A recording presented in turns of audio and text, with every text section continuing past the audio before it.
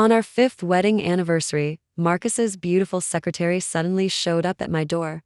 "I'm pregnant. You need to step aside," watching her confident and triumphant face.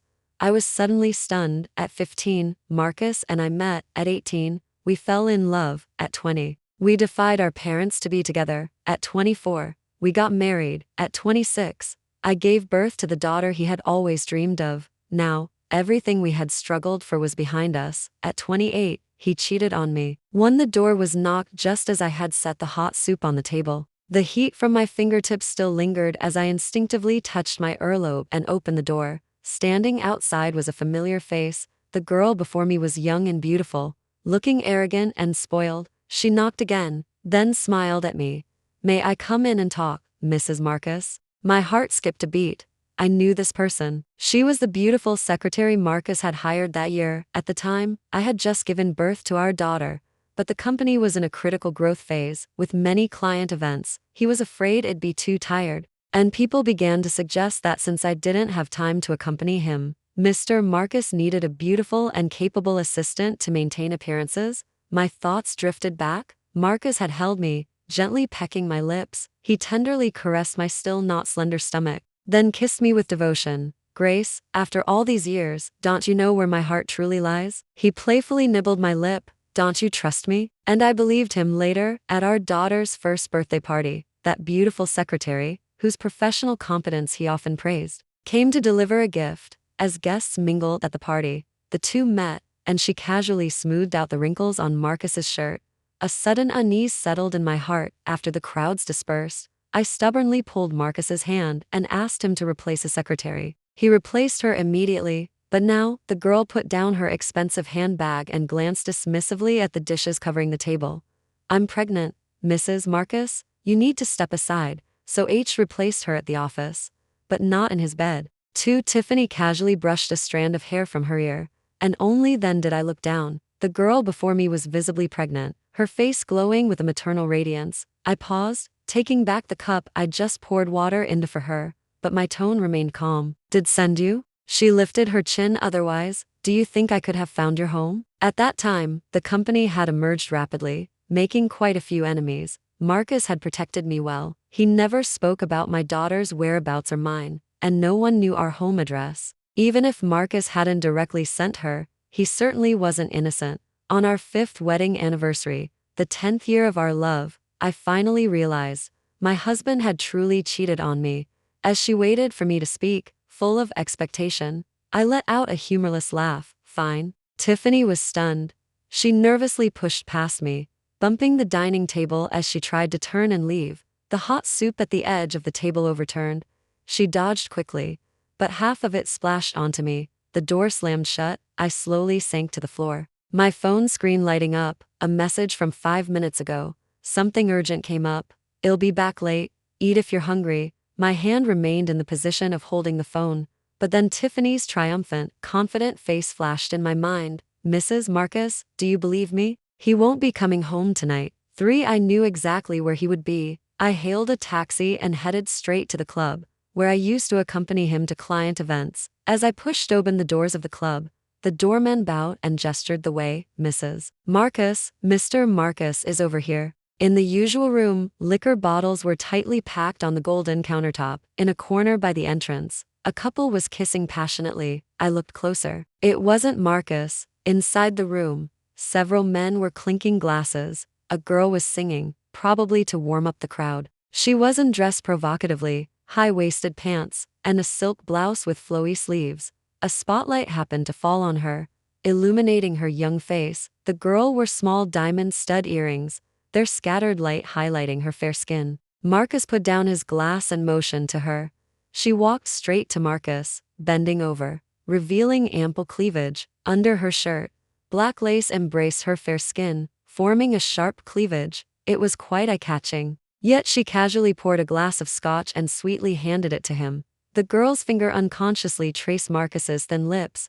I watched Marcus open his mouth and lightly bite that fair skin. I stood at the doorway of the private room, as if trapped in an ice chamber. If's words today had only made me doubt his loyalty, then now, the scene before me felt like a sharp slap across my face. The people inside were chatting. Marcus's phone screen lit up, and from a distance, I could make out a photo of my daughter and me, the girl, seemingly jealous, drew circles on Marcus's chest with her finger. Mrs. Marcus is really beautiful. Marcus exhaled a smoke ring and spoke blandly. She's very pretty. But once you marry her, it's just that.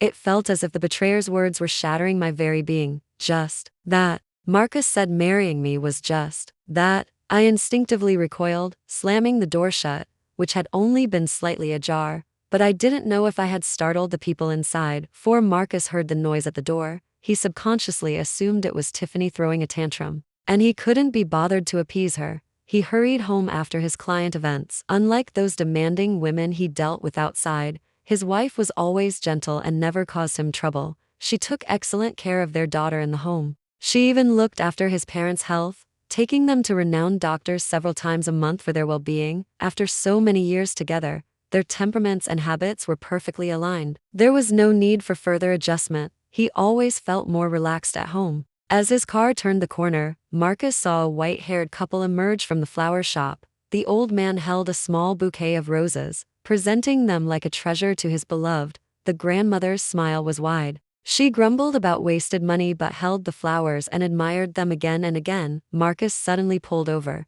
But the rolled-down security gate of the flower shop was already closed. Grace's smiling face, when she first received roses from him, flashed before his eyes, and he belatedly realized it had been a long time since H given his wife flowers after they got married. Marcus jogged after the elderly couple and explained his predicament. The grandmother smiled, kept one rose, and handed the rest to him. May you and your wife share a century of love and grow old together. He thanked them with a smile and placed the roses on the passenger seat. But when he arrived home and opened the door, the usually warm house was empty. Grace had cooked a whole table of his favorite dishes, all now cold. The soup from the corner of the table, along with porcelain shards, was spilled across the floor, with faint traces of blood. A massive wave of unease suddenly washed over Marcus. He could only press a hand to his chest and dial Grace's number. 5. I hid under the eaves to escape the rain, but cold raindrops still splattered, dampening my hair. My phone battery turned red. I called my mother, telling her to take good care of our daughter. I rarely sent Lily to Grandma's house these past few years. But today was our wedding anniversary. Marcus had told me a few days ago, when he gave me a gift, that we hadn't had time alone in a long while. I thought about it and realized I had been busy, so it arranged everything and sent our daughter back early. But I hadn't expected him to forget. The convenience store I frequented seemed to be closed. As the lights went out, I rubbed my numb legs. I had walked this road countless times. At 19, Marcus and I faced countless obstacles. The class teacher's admonitions, classmates' doubts, parents' threats. We gritted our teeth and endured it all. At that time, Marcus's grades weren't good, and the teacher publicly shamed him with a school-wide apology. But he merely tugged at his school uniform collar, met my gaze from the audience, and smiled. Love can overcome all difficulties. Nothing can tear us apart. Later, he stayed up late studying to sit next to me in class. And our names finally appeared side by side at the top of the class rankings. He held me then, saying he could never leave me in this lifetime. But in just a few short years, when he spoke of me again, his face was impassive. Marrying her, it's just that. The rain intensified, already covering my ankles. But I didn't want to wait anymore. This is where it ends. I walked along the street we had traversed countless times, heading in the opposite direction. In the low-lying areas, the water was almost up to my knees. The familiar sensation suddenly reminded me of our honeymoon trip to the coast. There were few staff members on the foreign beach. The curling waves swept me away, carrying me far. Marcus hadn't noticed the safety rope tied to me had snapped. By the time he realized I was gone, he had already swum back to safety himself. Yet he risked his life to pull me back. Once ashore, Marcus was utterly exhausted but smiled at me, saying he was lucky not to have lost me.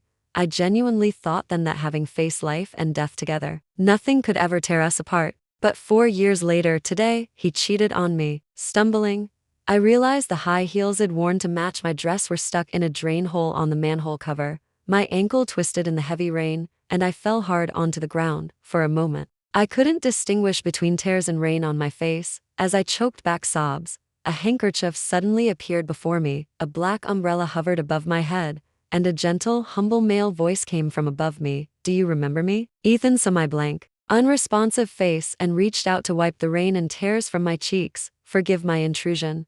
A cashmere coat, warm and comforting, was draped over me, its collar carefully adjusted. The rain and wind are strong. Let me give you a ride. My phone vibrated incessantly. I answered with an impassive face. On the other end, Marcus was anxiously asking, "Are you hurt anywhere? Did you go to the hospital?" "I'm coming to pick you up." I took a deep breath, then interrupted him suddenly. "Marcus, let's get a divorce." The line went silent for a moment. Then his tone suddenly became urgent. "I didn't mean to be late tonight, Grace. I even bought you flowers. Please don't do this, okay? We're not getting a divorce." My grip on the phone loosened abruptly. It turned off automatically, and then there was no sound from his end. "This is where it ends." Ethan's sudden voice brought me back to reality. "Let me take you home. I just visited Aunt." I turned, trying hard to hold back my tears. "Thank you." The man in the car remained silent, only slowly pulling over after a long while. The heating was on full blast. Yet I still felt cold from head to toe. He stopped the car and suddenly reached out, flustered, to touch my forehead. My vision blurred, and the world grew hazy. "Grace, Grace, wake up." 6 after the call ended, Marcus pinched his temples and then hung up on Tiffany, whose calls had been incessantly bombarding his phone. He had never been so scared. Grace was always graceful and proper. She had never run away from home, so when he heard Grace calmly suggest divorce, his heart felt clutched by a sharp claw. How could she do it? From 15 until now, she had never spoken to him in such a detached tone. He probably spent too much time on Tiffany recently and neglected Grace's feelings. But it didn't matter. After all, they had over 10 years of history, and a lovely daughter. He held the rain-soaked roses tightly and remained silent. Amidst the mess, Marcus suddenly caught a whiff of pungent perfume. Grace never wore perfume. Marcus suddenly stood up, looked around, and spotted a small earring. The pink diamond earring was brought back by his assistant from an auction, and he had given it to Tiffany. His pupils dilated instantly, and the hand holding the phone began to tremble. But soon, his gaze fell upon a smiling family photo of the three of them, and his tense fingers relaxed. No, she wouldn't. Grace would come back. It was just playing the part. Grace would understand. The divorce was probably just a pretext to get him to return to the family, and he would play along. In the days to come, he would properly reconcile with her, be a good husband to Grace, and a good father to their daughter. 7 When I opened my eyes again, I saw Lily's red-rimmed eyes. Seeing me awake, she carefully reached out and hugged my arm. "Is tired? Lily won't make Mommy mad anymore. Don't be tired, Mommy." Ethan pushed open the hospital room door, carrying an old-fashioned metal lunchbox. "Aunt stayed with you all night yesterday. I saw she wasn't looking well, so I sent her home to rest." I quickly thanked him, but Ethan just pressed his lips together and smiled at me. "It's okay, Grace. The doctor said you're fine now. I'll take you and Lily home." I held Lily's hand and politely declined Ethan, though still a bit worried. Nonetheless called a taxi for us. "Mommy, didn't you go on a date with Daddy? Where's Daddy?" For a moment, I didn't know how to respond. Standing frozen, Lily reached out, unlocked the front door, and pattered over to the stuck security camera, pointing at the people on the screen and asking me, "Mommy, who is that lady? Why is she with Daddy?" I leaned closer. Tiffany was playfully embracing Marcus. Marcus's face was grim, but he didn't push her away. So it had come to this. Even in our home, my eyes stung, and my vision suddenly blurred. Even though I had known the truth yesterday, seeing it still brought sadness. It was like knowing a wound would eventually heal, yet the dull ache when it reopened again and again was still deeply engraved in my memory. As fumbled to wipe away my tears, she hugged me again and carefully pulled a piece of candy from her pocket. "Mommy, don't cry. Mommy, eat candy." The rabbit candy was slightly sticky, but she presented it to me like a treasure, her eyes sparkling, just like Marcus's foxy, sly look when he first kissed me that year. Allowing to feed me the candy, I suddenly felt incredibly weary. After much thought, I finally spoke. "Mommy wants to separate from Daddy. Lily, do you want to stay with Mommy?" Lily buried her head in my embrace, her voice muffled. "Daddy has this lady to keep him company, so Lily wants to be with Mommy." Just then, I received a call from Tiffany and casually pressed record. Her tone had grown more domineering. "Marcus has already given me the house keys. Ms. Grace, please pack up your belongings and move out as quickly as possible. I don't want you cluttering up my home.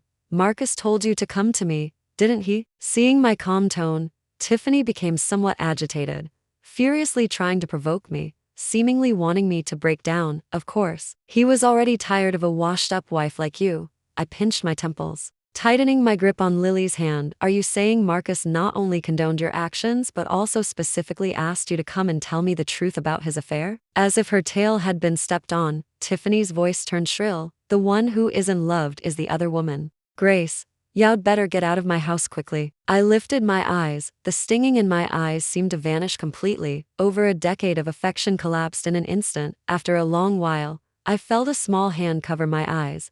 Lily's voice was also choked with sobs. Mommy, don't cry. I knelt down to her level and earnestly asked her, if and Mommy separate, will Lily be unhappy? Lily shook her head. Lily was always wise for her age. She stepped forward and hugged my neck tightly, burying her small face in my shoulder. Grandma said men should only be with the woman they love most, but Lily saw Daddy with another lady. She blinked, still a little confused. That's not right. So made a mistake. Will Mommy forgive him? I gently touched her small ponytail and asked her respectfully, Lily, do you want Mommy and Daddy to stay together forever? She furrowed her little brows, thought for a long time, then shook her head firmly at me. Lily wants Mommy to be happy. Daddy doesn't love Mommy anymore, but Lily loves Mommy. It seemed like 10 years of love had crumbled so easily. But I had Lily. Watching barrage me with photos and videos of her and Marcus together, I felt a sudden numbness. After meticulously saving all the evidence, I drafted the divorce papers, feeling a sense of relief. I looked down as the housekeeper loaded the last bag of luggage onto the moving truck. I took Lily's hand and left, never looking back. This is it, Marcus, the vows you made that year. I will make them come true. Those who betray true hearts will know profound regret. Marcus. 9. Finding wasn't difficult. After all, their daughter was still studying in Sterling City, and Grace, no matter how stubborn, wouldn't jeopardize her daughter's future. Marcus, tiredly pinching his temples, was about to go to the hospital to pick her up when he looked up and saw the wrinkled collar of his shirt in the mirror. Grace used to take care of it. She'd only been gone a day, yet he looked so haggard. The door suddenly knocked. Marcus pulled his coat tighter, concealing the wrinkled shirt underneath, but he found it was Tiffany. A flicker of impatience crossed his face, and his tone was icy. What are you doing here? Seeing, who was always so gentle, now expressionless, Tiffany suddenly felt a chill, yet she still stepped forward, playfully wrapping her arms around his. Can't I come? I'm going to be living here eventually anyway. Marcus suddenly remembered the pink diamond earring, and his gaze sharpened instantly. You went to see Grace. His tone was firm. Tiffany suddenly panicked, unsure where she had slipped up. Men of status generally couldn't tolerate such open challenges. Moreover, Marcus still had Grace in his heart. Knowing she was in the wrong, Tiffany quickly changed the subject, handing Marcus the envelope she had just signed for. Here, the delivery person just dropped it off. No one was at the door, so I signed for it. Marcus looked at Tiffany's outstretched hand, and a huge wave of unease suddenly surged within him. It was just like hearing Grace tell him about the divorce last night. He almost trembled as he tore open the envelope, and the large words inside instantly jumped out at him. It was the divorce papers. Tiffany glanced sideways, secretly smirking, but on the surface, she sensibly tugged Marcus's arm. Marcus, I also have some good news for you. Marcus ignored her, turned to leave, but then heard Tiffany's sweet voice. I'm pregnant. I had it checked. You're going to have a son to carry on your family name. Marcus froze, not moving for a long time. 10. Actually, my physical issues weren't major. With financial independence these past few years, I had visited many hospitals, large and small, and largely recovered from the damage. I had just gotten caught in the rain and was overwhelmed by anger, which led to the sudden fainting spell. The pain was in my heart. Although I knew he was wrong, it was still 10 years of love. It was like the pain before rotten flesh is excised. One still needs to adapt to it. But I didn't expect Marcus to show up and cause a scene before I was even fully discharged. As soon as he saw me, he tightly grabbed my hand and tried to pull me out. Grace, stop acting out and come home with me. I forcefully pulled my hand away and slapped him across the face. My voice was indifferent and calm. Lily is in the restroom and will be back any minute. Don't make a scene in front of her. Marcus softened his tone. Grace, I won't do that anymore. If you're unhappy, I'll stop going to client events, and now there's no need for. I looked up and saw that one button on Marcus's suit jacket was misaligned. He was always so meticulous. He would never be so disheveled. The faint scent of perfume emanating from his suit rendered me speechless. After a long pause, I blinked my stinging eyes. Let's get a divorce. Let's do it with dignity. Marcus pinched his temples, his face full of disagreement. You know, all my money is yours. All my assets are in your name. What exactly are you upset about? No one will threaten your position, Grace. What are you afraid of? I didn't answer. Seeing that I wasn't speaking with such resolve anymore, his tone suddenly softened, even for Lily's sake. For the sake of giving our child a complete family, okay? I shook my head. You know what I want, Marcus? You may not remember the vows you made, but I do. I looked down, gathering the lab results and payment receipts in my hand, wondering when to send the money to Ethan, then spoke again. This time with a hint of anger and helplessness. You women are always full of romantic nonsense. All the businessmen around me are like this. I haven't heard of any wives constantly demanding divorce. Men just play the part when they're out. Isn't that normal? I paused my steps. I've sent the papers. Sign them as soon as possible. Then I picked up Lily and walked out, seeing still in the hospital room. Lily cupped her hands like a small megaphone. Daddy has company. Lily will stay with Mommy. 11 sitting in his car. Marcus caught sight of the lingerie Tiffany had left in the passenger seat's crevice. With a disgusted look, he picked it up and threw it out. Then he slammed his hand hard on the steering wheel. Honestly, among all the possibilities H considered, the one H least thought of was that Grace wouldn't come home with him. He didn't know what she was upset about. All the bills were sent to her on time every month. She didn't have to do anything, and her shares ensured she would want for nothing. He didn't understand. Wasn't the life of a rich wife good? Marcus pinched his temples. She wasn't a child anymore. Was love really that important? 12. I saw Marcus again as the divorce cooling-off period was nearing its end. I initiated contact by sending him a WhatsApp message. The documents were all at the old family home. Besides those, we also needed to discuss asset division. He hadn't signed the papers, but I didn't want to wait any longer. Marcus, looking full of remorse, picked up Lily and me, and personally drove us to the old family home. This road had been paved, but when it was still a muddy dirt road, Marcus and I had walked it countless times. We walked it when he picked me up for school, and when we secretly met for dates despite parental threats. Later, when both sets of parents finally agreed to our engagement, we walked this road hand in hand too. I remember it clearly to this day. On our wedding day, he came to escort me. He proudly walked along this road to my house with a host of friends and relatives, like a victorious general. The remnants of confetti and streamers and colorful confetti were scattered across the ground, decorating the road like a fairy tale. I thought I would never forget. It would always remain in my memory. But that's all it was now.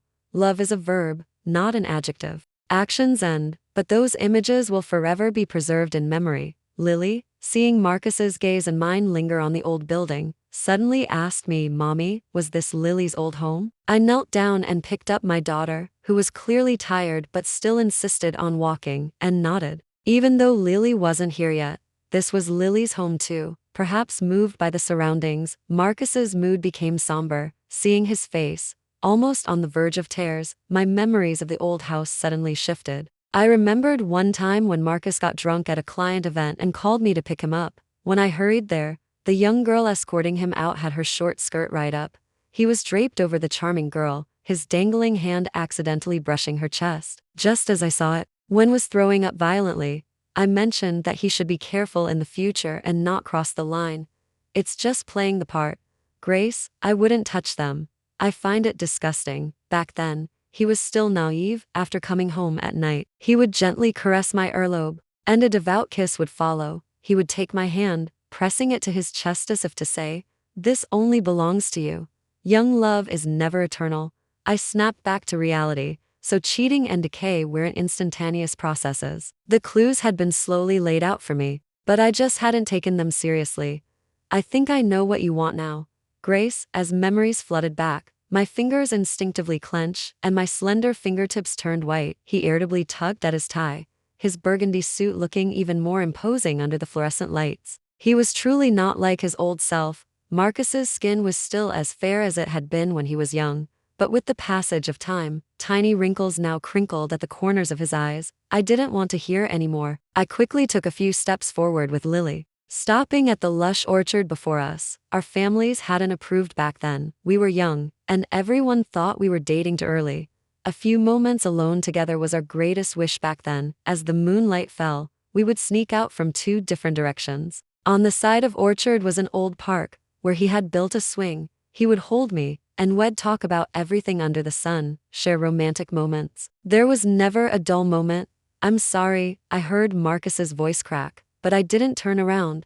Lily tugged my hand and whispered, "Daddy's crying." I touched her shoulder and said, "Nothing, Mommy. Can we play on that swing there?" Seeing me nod, Lily excitedly ran over and grabbed the rough ropes of the swing. I followed, footsteps quickened behind me. Marcus reached out, wanting to pull me back. "Grace, I'm sorry. I know what you want now." But when I looked forward, I saw a 17-year-old boy, pushing a small swing, smiling at me. Don't forgive him. I turned around, the image of the school uniform faded, replaced by the man in the suit. I simply spoke, my voice calm. "Let's go back to the old family home. Our documents are there. Let's finalize the paperwork quickly." To forgive him would be to betray myself. Lily finished playing, seeing and me waiting for her. She ran over and grabbed my hand. There were weeds on the path ahead, likely because it hadn't been maintained for a long time. I was wearing a dress, and as I walked past a field of grain, my calf was scratched, revealing tiny minor wounds. Marcus instinctively reached out to shield me, but within minutes, the path ended. I hurried a few steps to open the door. His hand hung awkwardly in the air, and it seemed Lily grabbing it rescued him from the situation. "Daddy, Mommy doesn't need protecting anymore." Lily looked up at him, her gaze resolute, "Because next time we come, Mommy will know to wear long pants. Mommy is super smart. She never makes the same mistake twice." Marcus froze for a moment. He suddenly knelt down and buried his entire face. His back shook, but no sound escaped him. 13. The marriage certificate and family records from the old family home were carefully stored. This old house was decorated when we got married, and subsequent residents hadn't changed the room layout. Starting our business was tough back then. Marcus and I gritted our teeth and sold the old family home. Then we took all our savings and moved to the city, becoming just two tiny specks among the masses seeking opportunity. Life was very hard when we first started out, in the leaky basement apartment. A thin layer of ice would form on the floor in winter. The windows wouldn't seal properly, and snow would blow in with the wind. Even the ice crystals on the door made you shiver. Unable to afford heating, we could only hug a hot water bottle. The warmth generated by our tight embrace was enough to keep us warm through the entire winter.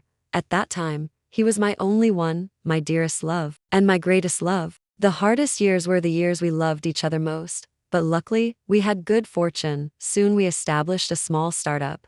At first, I handled accounting, served as a secretary, managed reception, and took care of logistics in the company. He said he felt very secure with me. I was the best capable partner, but somehow, things changed. Marcus was very capable. The company grew larger, and the money flowed in. He bought a bigger house for our small family and also bought back the old family home. "Grace, that's where we began." I couldn't bear to let it go. I nodded with a smile. The year the company went public, I became pregnant. I had gotten ill from the cold in the basement apartment, and even doctors said I might not be able to have children. But I got pregnant anyway. Everyone was overjoyed. He picked me up and spun me around, tears welling in his eyes. But precisely because I was pregnant, I gradually withdrew from the company. And he hired Tiffany. Did money change his heart? I don't know. I only know that this is as far as we can go. Watching him sign the divorce papers, I put them away and left with Lily. Lily was very well behaved. As we left, she reached out her small hand to hug Marcus and spoke like a little adult. "Daddy, I'm relieved someone will be taking care of you." He turned around. Tiffany stood there, cradling her belly. Marcus instinctively searched Grace's face, trying to find a hint of jealousy or unhappiness.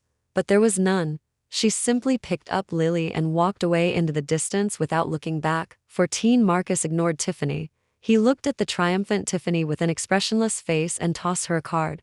"You know the pin. Get an abortion. I won't acknowledge it. Don't even think about using the child to force my hand. You know what I'm capable of." Marcus opened the car door, got in, and without hesitation, drove back to the old family home. He remembered that road. His youngest, most passionate love had all happened there. He recalled his first embrace with Grace on that road, her soft warmth in his arms, and his first kiss, stolen under the moonlight on the swing. Today, as Lily laughed on the swing, his eyes saw Grace from years ago, wearing her school uniform. Grace with two low ponytails. It was Grace, gently smiling at him with her backpack. He could almost see his younger self, kneeling, holding her, and telling her he loved her. He thought he knew what she wanted now. Love was important. Loyalty was equally important. The young Marcus had been resolute, believing no one could separate them. Love can overcome all difficulties. Marcus will always stand by Grace. If I, Marcus, ever betray Grace, may I be struck by lightning, condemned to an afterlife of suffering, never finding peace. Marcus, trembling, opened the dusty iron lock and stood before the wall covered in letters. In high school, it was semi-military management. Boarding students weren't allowed cell phones. Even a hint of early romance would result in a school-wide announcement, but back then, they were inseparable. Pouring their hearts out in short, passionate letters, he opened the letter he had written to Grace for her coming-of-age ceremony. The elegant handwriting perfectly captured his rebellious youthful spirit. I love your free spirit. I will always protect your freedom. Marcus loves Grace, and the whole world knows it. Before his college entrance exams, to fulfill his promise, he borrowed the school radio to declare his love for Grace. Grace, please always remember that I will unconditionally stand by your side. Later, he was publicly criticized and had to make a self-criticism, but he completely forgot the teacher's warnings. Remembering only Grace's tear-streaked, smiling face in the crowd, Grace had said then that she loved traditional weddings and, if she were to marry, it had to be a grand affair with traditional bridal attire, solemn vows, and a lavish wedding ceremony. So in the letter he wrote to Grace for her coming-of-age ceremony, meant for her 10 years later, he also wrote, "If I don't marry you, I hope that someone else will give you solemn vows, a lavish wedding ceremony, and traditional bridal attire." He hadn't done it, but still married him. Marcus suddenly remembered that on their wedding night, he had promised his bride that once he bought a house in the city, he would hold another grand, traditional wedding for Grace. He hadn't done it. Tears flowed freely, almost blurring his vision. He sat among the letters, flipping through memories one by one, finally overcome with regret. He used to be so arrogant, saying he would never do anything regret in this lifetime. He was a man of his word. Once something was done, he would never regret it. But he had broken his word. Losing was his greatest regret. He had made many mistakes, but betraying Grace was the biggest, because she was equally proud. She would never look back. He looked back. He was forced to retrace his steps. But this time, I wasn't at the end of the road anymore. 15 The year Marcus and I divorced, Lily was 4. She was very eager to learn, already recognizing many words. She was also incredibly smart, remembering many important lessons. So while she was in kindergarten, I decided to put my entrepreneurial endeavors on hold. A girl needed to explore a wider world. I took Lily to many places. Hearing the call of distant mountains, we ventured to the Rockies. The journey was tough, but she was even braver than I was. Passing by a crystal-clear mountain lake, we saw it mirroring the main peak, its surface reflecting the snow-capped peaks. She laughed as she ran towards me, her cheeks flushed, pointing at the reflection in the lake, smiling a million times happier than she ever did at kindergarten. Mommy, there's a mountain standing there. And here's another mountain. When I was 18, I wanted to go to Yellowstone Park. But Marcus said money was tight, and take me when he was financially free. When I was 22, I wanted to go to Yellowstone Park. But Marcus said we needed to save for our wedding, and we'd go after our honeymoon. When I was 26, I wanted to go to Yellowstone Park. But Marcus said his company was in its growth phase and asked me to be more understanding. Wouldn't it be better if we went with our child, the 3 of us together? No, it wouldn't. This year, at 28, I finally made it to Yellowstone Park, and I went with my daughter. I led Lily to the base of the old geyser. I watched the bison herds foraging freely everywhere and colorful banners dancing in the wind. She awkwardly took photos of me with her camera. We visited the stacked stone cairns, piled high with heartfelt wishes, and explored the babbling streams formed by melting snow. We climbed over mountains, reaching for the dreamlike clouds. We scattered her hopes to the wind. At 28, I lost the love of my youth, but I hadn't lost the courage to find myself. It was as if the moment I saw the sincere, pure eyes of the rangers, I suddenly stopped resenting. I had forgiven myself. Marcus, love is seeing vast landscapes with someone on the same wavelength. Love is finding yourself in each other's company, not feeling lost in each other's absence. As the sacred inscriptions on the park's monuments glittered in the sunlight, I clasped my hands together. Grace, may you find peace. Afterward, one Tiffany's baby was ultimately miscarried, but it wasn't by her choice. A woman suddenly rushed forward and violently slammed into Tiffany's barely swollen belly. The woman's eyes were fierce, her teeth clenched, looking as if she wanted to tear Tiffany apart. Bitch, you stole my husband, I want you dead. The onlookers, with their condemning words and hateful stares, almost drowned her. Can't believe a decent-looking girl would do something so shameful. She's trying to steal another woman's husband, with a baby on the way.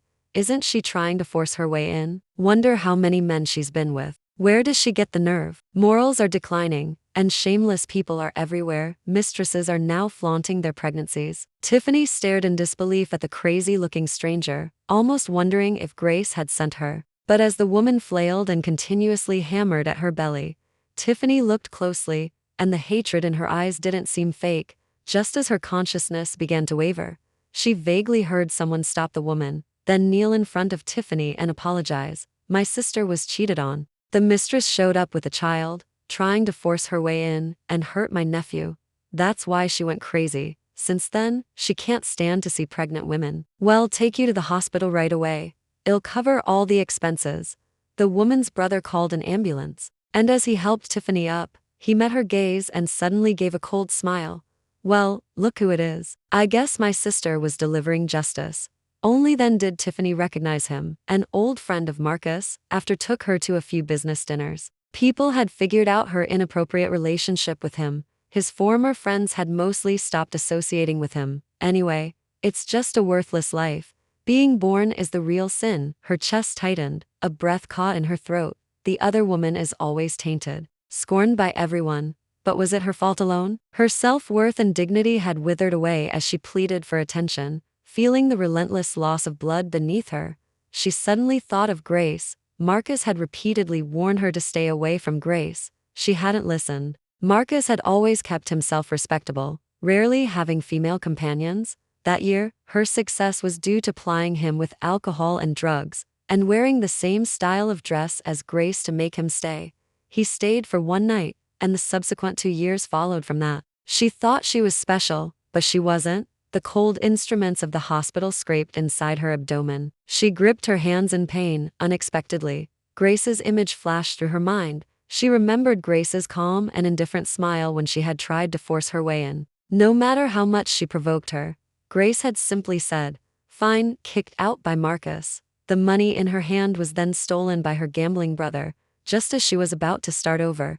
She was unexpectedly injured and ended up in the hospital. When woke up again, she heard the doctor apologize. "Ms. Tiffany, I'm very sorry to tell you that you won't be able to have children in the future. Also, AIDS isn't controlled." It could her ears rang. She couldn't hear anything that followed. Tiffany only knew, her karma, it seemed, had truly arrived.